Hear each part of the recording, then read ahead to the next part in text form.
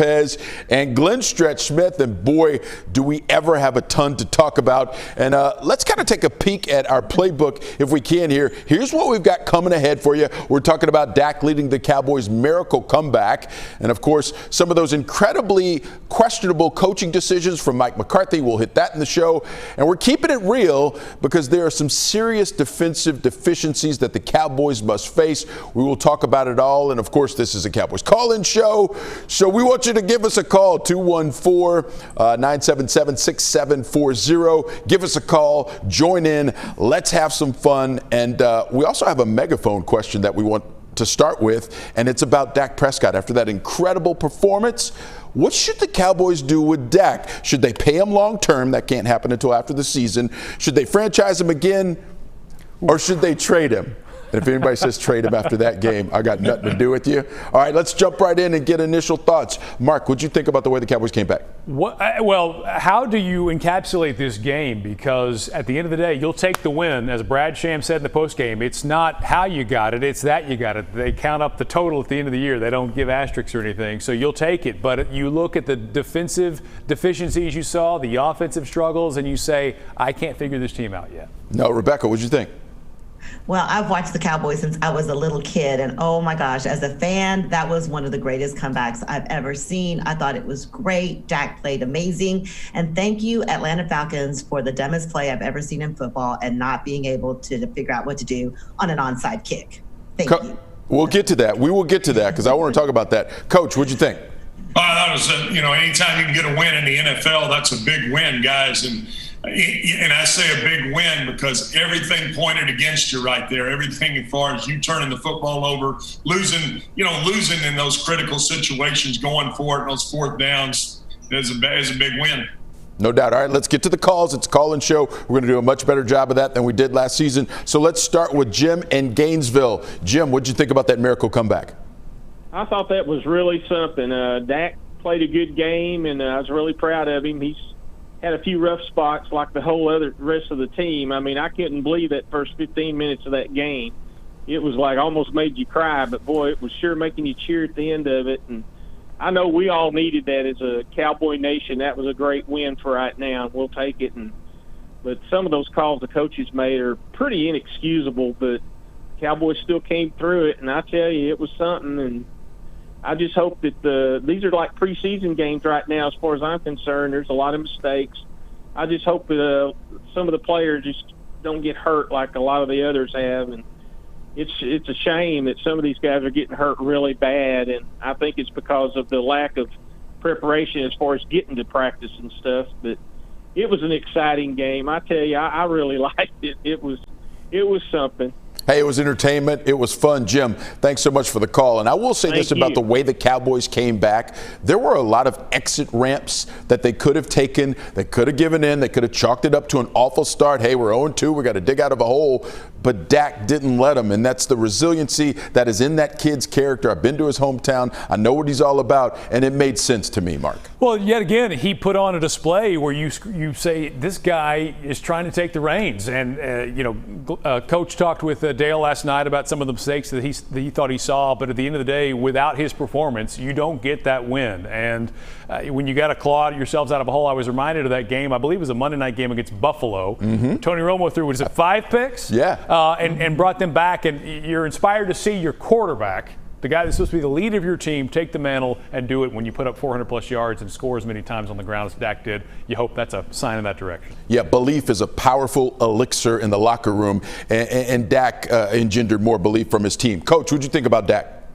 Well, he did a great job. I mean, he didn't give up. I hated the turnover early in the game. I mean, anytime you're having – they had, I think, 3 turnovers in the first 10 snaps. I didn't like him trying to flip the ball right there. I'd rather see him live to fight another day. But at the end of the day, he made some great plays. He extended plays with his feet, and that's what you want to see him do.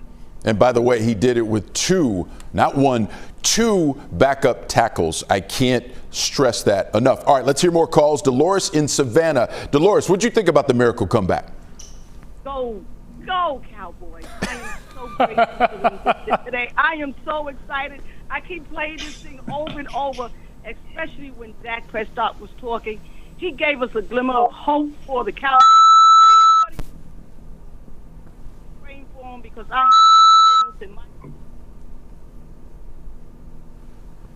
Yeah, thanks so much, Dolores. Apparently, Dolores was trying to say it loud enough for the people in the back, so we had some feedback. Barking around here somewhere. Yeah, no, I mean, it was that nice thing for Cowboys Nation, right? And from a fan standpoint, Rebecca, how did it come across to you? Well, it was just so exciting to watch Dak. And then when I heard that it's the first time any quarterback in the NFL, and certainly with the Cowboys, has ever had 3 rushing touchdowns and 400 yards. When he fumbled at the beginning of the game, my heart sank. I'm like, oh my God, here we go again. And I even put that on Facebook. I'm like, oh my God, same Cowboy, from years past, same Cowboy team. But Dak didn't give up. And as a fan, I really appreciated that. So we were excited to see Dak do what he did. Yeah, it took an unprecedented performance, the first quarterback to ever throw for more than 400 yards and score 3 rushing touchdowns in the history of the NFL. And the other thing about this is it struck me during the game, so many times in the Jason Garrett regime, Mark, we saw them make these comebacks after they made bonehead plays, bad decisions and coaches, and they just wouldn't make it, right? And you'd always wait for it because Jason would always say it, we kept fighting. The fight was there, and I was waiting for how McCarthy would handle that part of it, right? Well, thank goodness Greg Zuerlein made that field goal, or we'd be having that conversation today. But that was the issue last year, 1-6 in one-score games. So to be able to pull that one out, and again, I'll quote Brad Sham in the postgame talking about how teams have to learn how to win. You got a new coaching staff in town, a new head coach in town. So I'm willing to give them a little bit of leeway as they try to get their sea legs underneath them, get everybody on the same page. But this is the NFL, man. It's week 3 coming up. So this argument that it's the preseason for the Cowboys, I get it watching that game, but other teams are winning football games, and you got to win if you want to keep up. Yeah, luckily for the Cowboys, not many of those teams are in the NFC East, but I get it, right? The season will stop for no one. All right, let's hear from Joe in Seagoville. Joe, what'd you think about that win? Oh, I liked it. Everybody likes it when you win. But if they'll clean up their act, they have some problems. Once they get all that cleaned up, they'll do okay. I'm a diehard fan. Of course, I'm an armchair quarterback, but I like the game. You play all the way, and nobody ever gave up. That's the big deal right there. Don't give up. All right, Joe, thanks so much. They did not. They could have, but they did not. All right, let's go to Isa Lee in Lancaster. Isa Lee, what are your thoughts on the game? Say my name again. Was it not Isa Lee? What is it? I'm sorry. Isa Lee, I didn't hear you. Almost blanked out on me. Okay. Okay. I love the game, but they made me so mad. Yeah, I was looking at them and switching. A win is a win, regardless. All them extra goals you don't need. 1 over is good. But they made me so mad, I went and started eating me some buttermilk and cornbread. I said, y'all got to get your act together. Hey, that's a lot more constructive than some people who we see on social media throwing the TV or burning some jerseys. So at least you got to enjoy being upset about that game. No doubt. Let's go to Coach in terms of getting that act together. What needs to happen in your estimation with that makeshift offensive line and the way that they struggled at times in this game, Coach? Well, they've got to clean that up. I mean, it's very difficult to be constructively critical about a 4th and 5th offensive tackle, which that's really what you're playing. I'm more concerned about the other side of the ball, Joe, and I know we talked about that. We'll talk about that later. But as far as the start of the game, you've got to kind of get that preseason feel out of you. And I know they haven't had a lot of contact in practice, but you've got to some way simulate and quit dropping the football on the ground. Yeah, no doubt about that. All right, let's finish up our poll question and see what you thought about what the Cowboys should do with Dak. Pay him long term, franchise him again, or trade him. And yeah, that's what 450 yards and 3 touchdowns will do. 83% of you say you should pay Dak long term. Gets more expensive every game. Yeah, it does. That's right. That $40 million that we always talk about, he's getting closer and closer. All right, we're going to take a break now, but coming up next, those questionable coaching decisions. Mike McCarthy, time for you to get on the carpet and answer for those. That's next.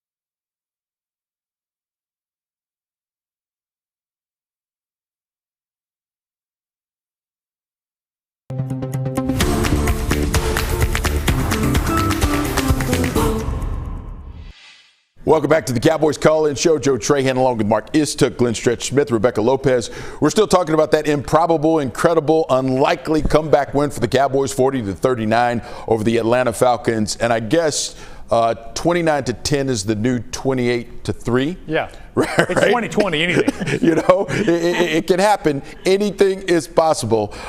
So the Cowboys get it done. We want to talk more about that. In fact, we're going to hone in on Mike McCarthy. But as we do, we also want you to check out this poll question because we want you to grade Mike McCarthy. And there you see we've got this sliding scale from A to F. So through 2 games, it's never too early to start grading a Cowboys head coach. What do you think? Let us know. You can hop on the app or go to WFAA.com/vote now. All right, let's talk about the questionable decisions. And we got to start with Coach on this one. Your least favorite questionable decision that Mike McCarthy came up with in that game, Coach. Which one was it?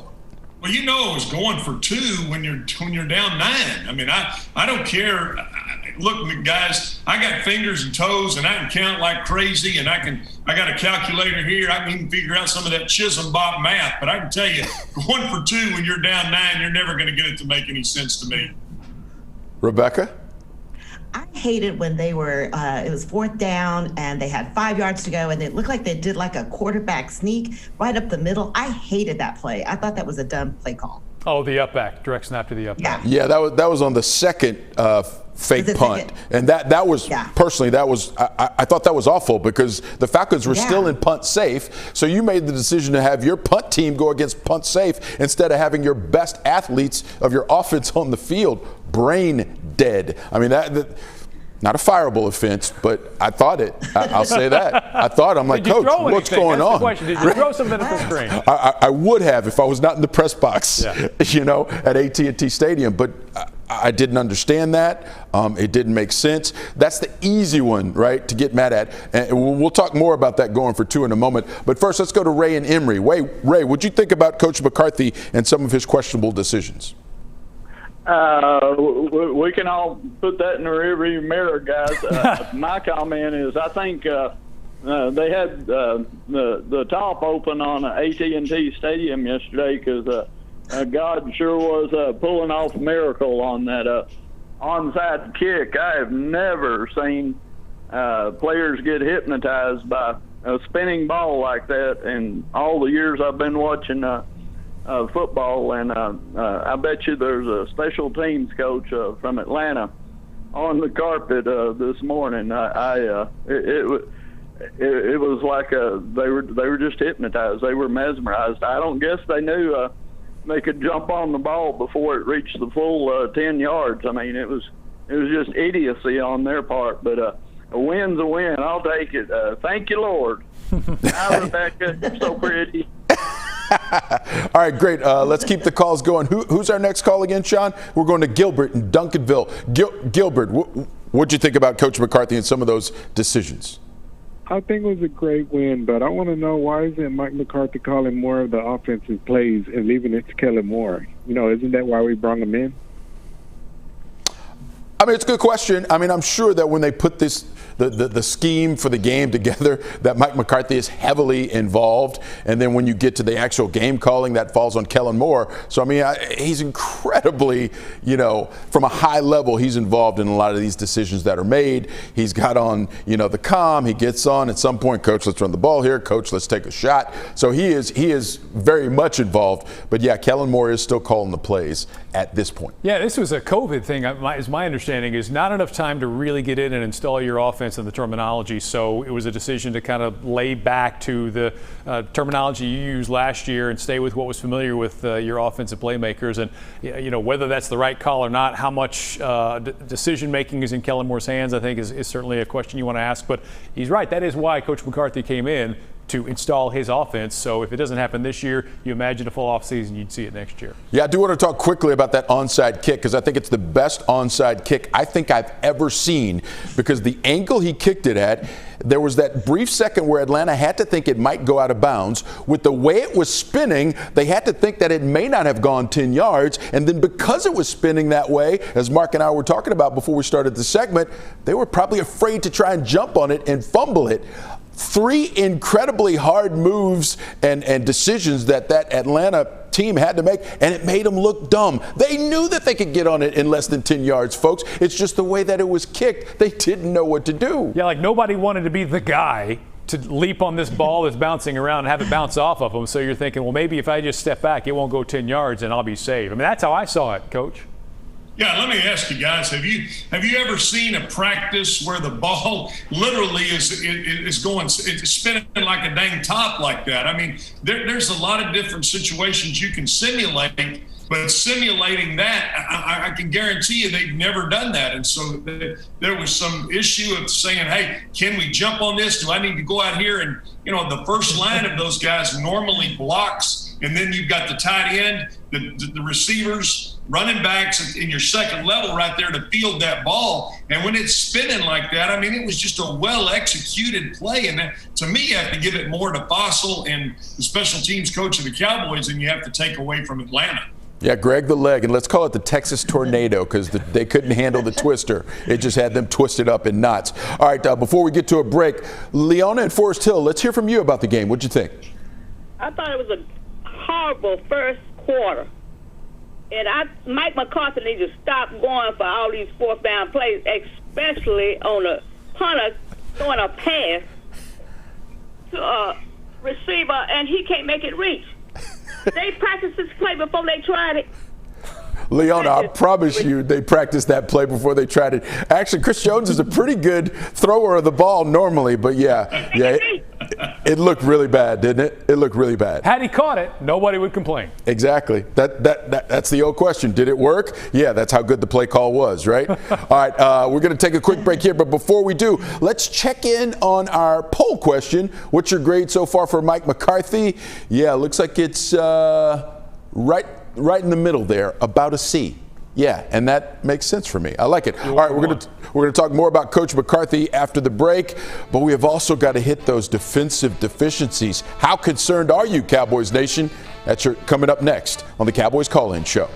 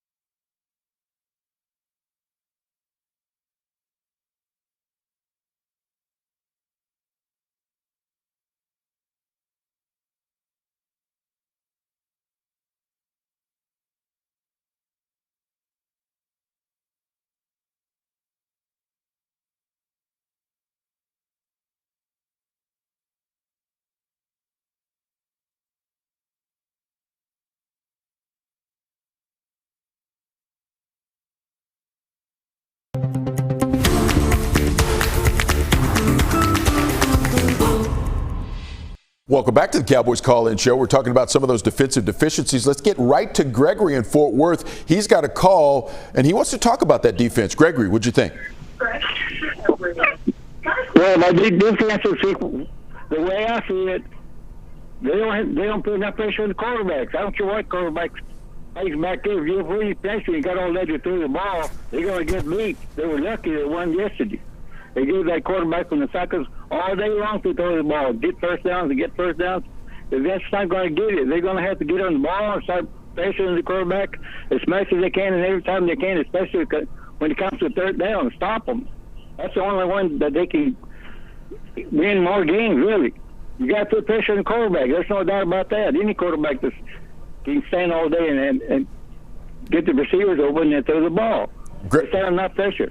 Gregory, that's a great call, and you teed it right up, right? Because, Coach, we've already said we're worried about this secondary. If they can't get pressure on Ryan, I mean, we're talking about a statue back there, right? Matt Ryan ran a couple times, which surprised me. But if they can't get to him, Coach, who do they get to? Well, yeah, and just like you said, I mean, coming up this week playing Seattle, that quarterback's going to run all over the yard. So you got to get some pressure up front, and right now they are not getting up the field. That's a very concerning issue with the Cowboys when their Achilles heel is the secondary, and they don't cover very well on the back end. All right, great. Let's hear from Roger in Italy. Roger, what'd you think about that game? Well, what I want to say is, man, Dallas, they pulled it off, but they just can't be, long story short, they can't play that sloppy and expect for that to happen, especially a 20-point deficit. That don't happen. That just don't happen very often. So they got some work to do, and also the defense has got some work to do. They can't be dropping balls and fumbling and all that and still expect to win games. So they pulled it out yesterday. And one other comment, I want to give a shout out to Cleo Green. When she made the statement that she said, "Come on, guys, they only won by 1 point."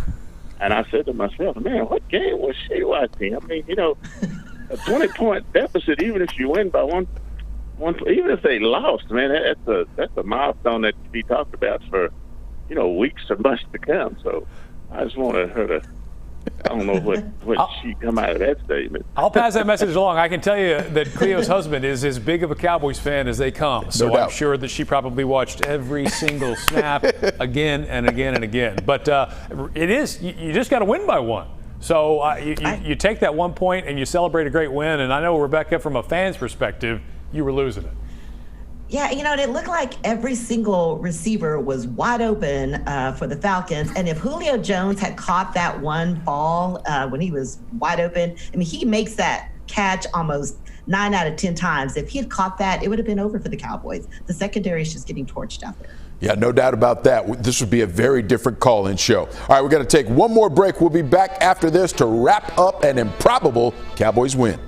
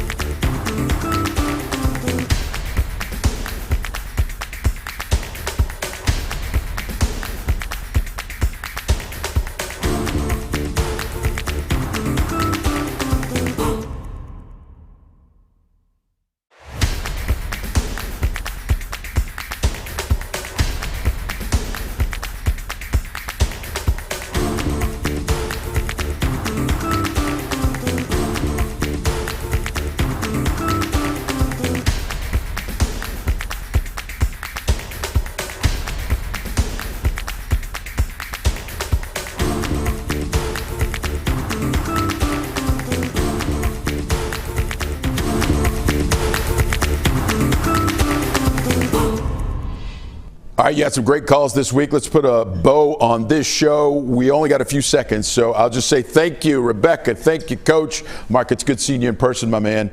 All right, we're going to keep this discussion going, so go to the WFAA Facebook page, and we're going to talk more Cowboys. But for now, thanks so much for being a part of the call-in show. We'll see you next week.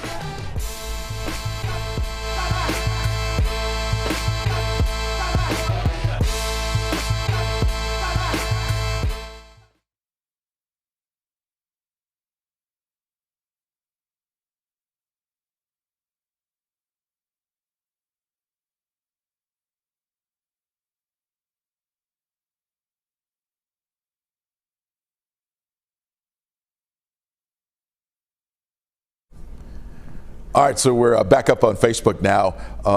We appreciate you joining us. It's the Cowboys Call-In Show extended version.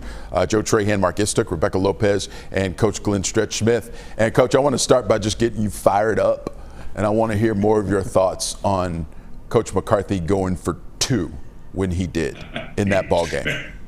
There's Joe Trahan trying to draw me offside.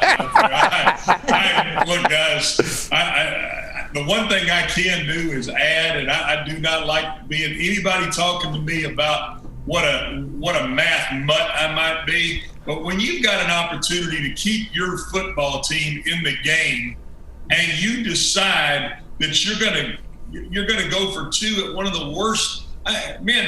Don't tell me about analytics. Don't tell me about what an MIT smart guy you are. I don't give a crap. You leave your team in the game in that situation.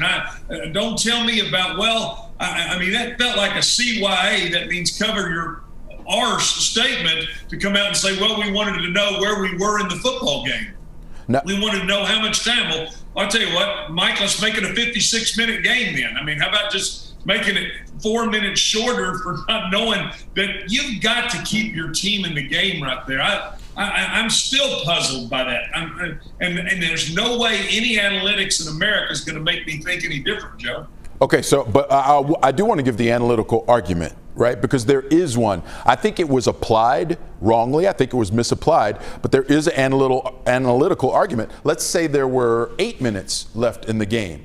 Analytics says you want to know at that point, is it going to be a 2-possession game now? Or do I have to wait until the end of the game to find out if it's going to be a 2-possession game? My point is, if there's 8-9 minutes left, maybe that's of benefit. But it was too late in the game to make that decision to where that analytical argument could even be of a benefit at that point. The problem I had with it, Coach, I'm more comfortable with going for it. I don't understand, like you said, the math in that situation that says I have now guaranteed by not converting that I need 2 more possessions to give myself a shot to win this football game, because you kick the extra point and look, at a minimum, we can come back and we can get to overtime. We've got a pathway to that with 1 possession. So go ahead. I'm just saying, I don't understand it either. It just felt like to me you have guaranteed that yourself that now your team needs 2 possessions when you could have kicked that can down the road and crossed that bridge when you got there. Yeah, you don't need to be magna cum laude at Harvard to figure it out. You know what? We only get the ball so many times in the dang football game. So how about that? How about let's keep it as simple as we can? You've only got X amount of possessions, and at the 4-minute mark of the game, and Joe, I hear you saying that if you were at 8 minutes, they weren't. They were at 4 minutes, and that's what caused me to say the timing of doing that and taking what felt like you took your team all the way out of the football game. I can't get it to make any sense. No, I agree, and I just want to make sure people understand. I don't necessarily agree with that analytical argument. I just know it's out there, and it's been talked about. And Coach, I'm old school like you. I would rather not only keep my team in the game so that they keep one mindset, but it also applies more pressure to the opposition if they still know it's a 1-score game, and it could change some of their decision making as well. So I agree with you, but I do give credence to the fact that there is that other argument that I don't agree with. All right. To break the argument down, you got to know what it is. Yeah, exactly. So enough of that analytical stuff, right? 2 + 2. Let's talk more about Dak Prescott, because I think this is going to be a theme throughout the season.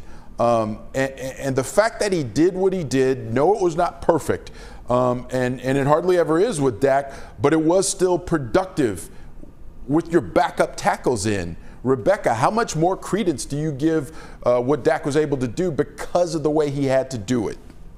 I've always been a little bit on the fence with Dak because I just wasn't 100% a believer, but he made me believe, and he made me believe that he is going to be the leader of this team. I was really excited to see what he did. I mean, he pulled off a miracle, honestly. And I saw that CeeDee Lamb said, I guess, right before the last drive, he said, I told Dak, we're all behind you. We got you. Everybody needs someone to talk to. And I wanted to be that person for him. So they're rallying around Dak. Now, I was also with some people watching the game, and they absolutely cannot stand Dak Prescott. And I don't get that. It's either you love him or you hate him. There's very few people down the middle right now. Coach, do you get that other side of the opinion, of the argument? Well, I mean, I get the other side of the argument. I think what sold me on the whole deal was at the post-game press conference when he showed up in that freshly creased Resistol hat. That made me think, you know what, this guy's in Texas, wants a beat from Texas. Hey, let's give him the password to the honeycomb hideout just because he had that hat on. Although he showed up, it looked like his pants weren't boot cut. No, they were not boot cut. So he's still got a little ways to go.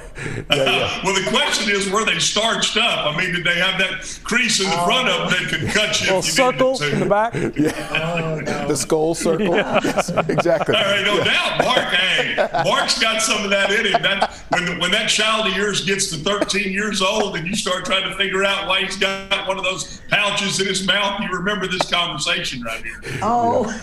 Yeah, no doubt. Yeah, of course, he grew up just outside of Shrevesville, as I like to say, Shreveport. So that's East Texas anyway. So, yeah, he's got a lot of Texan in him. But Coach, in terms of long-term with Dak Prescott, what do you think that game means for him?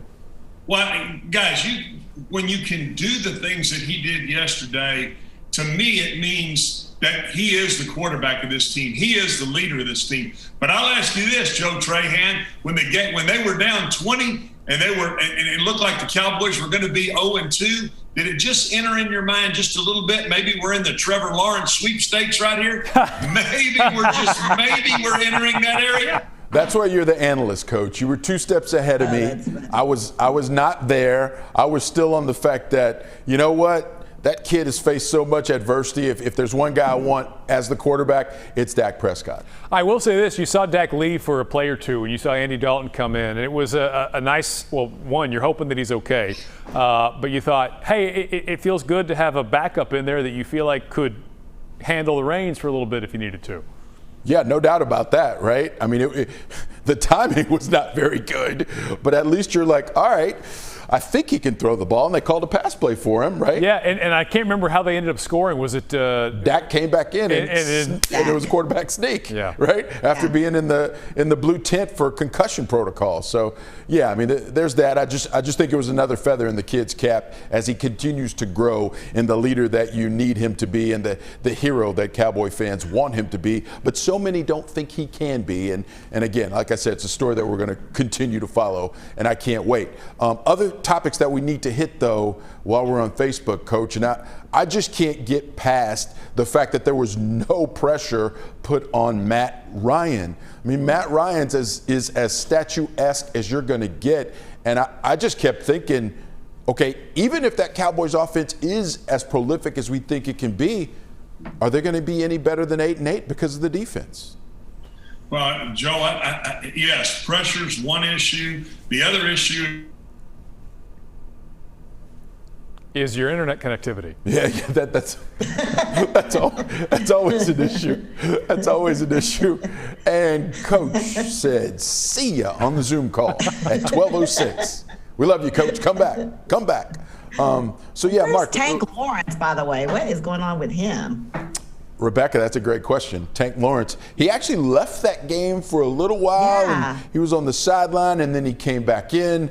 One thing we have found out about this Cowboys organization, Mark, so far is they are very close to the vest with injury information. Mm-hmm. So I don't know if we'll find out what's going on with Tank Lawrence, but I suspect something is going on Tank Yeah, Lawrence. and because he was barely seen on the field, I think. And again, I think you look at a situation with a new defensive coordinator in Mike Nolan, how much leash is an understandable length to give a new coach that is now 2 games in with a new squad, implementing schemes, figuring out how his team is going to attack opposing quarterbacks. So I think there is a grace period. I don't know how much of a grace period we should be extending, but look, at the end of the day, we got to go to Seattle and play the Seahawks, and this is a savvy veteran team that is not breaking in new head coaches. So you've got to be ready to play. And this Cowboys team, no matter who the head coach is, has shown in recent history that they played to the level of their competition. That Jets game last year comes to mind. So I'm hopeful that they will play to the level of the competition in what is usually a hard place to play. Probably will not be so much given the crowd situation. So that's my hope. Yeah, that decibel level can only be at 70 at the Seahawks Stadium, so the 12s won't be there. It will be a much different environment. But unfortunately, you guys, I'll just come out and say it. I don't think it's going to matter. Because if we see the Russell Wilson that we saw last night against the Cowboys. And the week before. Oh, and the week before. No, I mean, he's the clubhouse leader for MVP. Yep. I was looking at some of his numbers before. He's completing like 80% of his passes, 9 touchdowns, just 1 interception. They're 2-0. I mean, he's playing off the charts, and I just don't know what they could do because through 2 weeks with that Cowboys defense, it seems as though they can only get pressure when they dial up an extra man to go and blitz, right? And I just fear, and we saw it one time yesterday, it didn't work out really well. It was only about a 9-yard gain. But if teams start just throwing simple little screen passes when the Cowboys try and do that, it's going to be awful. And I just see that happening next week. And I see Russell Wilson running all over the place. And I don't think there's anything that could change my mind about picking Seattle. And I haven't done my due diligence yet, but I don't see there's. Mark, help me. I don't know if there's any way. I mean, look, right now they are a solid team. This is a team year in, year out that is hard to beat. Savvy veterans, an amazing quarterback who is out there playing shortstop, just distributing the ball. who look, there's no way you can game plan Russell Wilson week in, week out. You just have to go up there and execute. And I think a concern for me, you have not been able to get to the quarterback. You have let guys run wide open in the field. Calvin Ridley had a field day yesterday, and you've been out of position on tackles in a lot of situations. So we've seen that through 2 games. That's not something you can just fix in a week. So that's the concern for me long term is are we staring at 8-8? And maybe in this division that's that might be enough. But again, you want to see those things cleaned up. Yeah, no, you're right, Mark. I mean, that might be enough with the way this division is going. And of course, we found out yesterday Saquon Barkley of the Giants is done for the year with an ACL. We've seen I read a headline from one of the papers in Philadelphia. They're calling for Jalen Hurts, saying that that Wentz isn't even what Dak Prescott could be. I mean, it's just what a crazy division. And then of course you've got the Washington Generics. Who knows what they will ever be able to do? No, actually, I like the quarterback, but we'll see what happens with Dwayne Haskins. He's still a young quarterback, and he's going to take his lumps, and it's going to be hard for them to string together wins as well. So, I mean, the Cowboys, as crazy as it sounds, and as many hurdles as they have to try and overcome, they might be in the inside spot to try and win this division. That division was so bad last year, but it might even be worse this year if that Cowboys defense continues to struggle. I mean, I don't even know. I don't know which is worse, right? The fact that they couldn't get pressure on Matt Ryan or the fact that those defensive backs at times look lost. I'll look for the silver lining, as I often do. We were talking about Trayvon Diggs earlier. And there was the play where he showed incredible makeup speed down the middle on a post route that should have been a touchdown. He knocked the ball away. He should have had a pick. He actually should have had a pick in week 1 as well. But as a fan, Rebecca, what do you like that you've seen from Trayvon so far? Yeah, we were excited. We were talking about that yesterday. We're like, well, he's the one person that kind of showed up on the field. And I thought Awuzie had a couple of decent plays, but I think is injured now. So did he go out? Is he injured now? Because I thought I heard on the fan this morning that he might not be at full speed either. That something happened at the last in the last quarter. Well, I mean, they had Anthony Brown. Yeah. He missed the game. If Awuzie's out, I mean, wow. I mean, it's just really bad. It's yeah. Yeah, no, as a fan, it's just disheartening to see just the fact that you cannot win championships without a good defense. And you hear that over and over. And the offense is playing really good, I think, with the exception of the first quarter when they gave up the 3 fumbles. But I thought that the defense is just a disaster still. And I just don't see them getting it together. Well, you are getting with some guys who are used to playing with their hands in the dirt, having to adjust to a new defensive scheme, and that takes time. And you didn't have the off season that you would normally have for some of those skills to be learned. I mean, guys take seasons sometimes to transform that playing style. So I'm going to try to find the silver lining, like Joe said. I'm going to try to find the silver lining to say that some of those things will round into shape. And you hope that, when you get in the meat of your divisional schedule as well, that you have figured some of those things out. And whether it is that you have to dial up pressure or you've got some playmakers on the back end, somehow, some way you can just play with the formula for your defense and get it where it'll work. But now that Coach is back with us, I know that is an area that he's been harping on over and over again. And it's just not something you snap your fingers and you make better. Well, yeah, anytime you switch to a 3-4 defense, guys, it's going to take some time. Now, the question I'll have is this feel like a square peg, round hole situation where we went through this before? I mean, where you pay DeMarcus Lawrence big money, who's an edge rusher, he's a get-the-field rusher, and now you're asking him to do some things from a defensive scheme standpoint that he's not comfortable with. You combine that with taking the 2 inside guys and making them more of a squared stance, 2-gap players. They're not hard up the field. And then you got a couple guys in the secondary that couldn't cover me in a phone booth. I mean, it creates for what could be a bad, tough year defensively for the Cowboys, and a year, quite frankly, where you're going to have to see the offense outscore people. That's just how it's going to be. I don't see this. I don't see any real quick fix here, guys. I think you're going to have to score 28 a game to win. Yeah, no, it's, Dak had on that cowboy hat. He's going to have to be a gunslinger, right? And that's not his MO. But, with those 3 great receivers, is that what he's going to have to try and morph into? I will say this about that game yesterday, and if you go back and look at what the offense has done, Rebecca, you said something that made me think about this. That Cowboys offense had actually only scored 3 touchdowns through 3 halves. But they were so far behind, they just had to keep going, right? You have to hope as a Cowboys fan that did light the fire, right? And give them a better understanding of what they need to do to try and be productive and be explosive. I hope it did, but I don't know.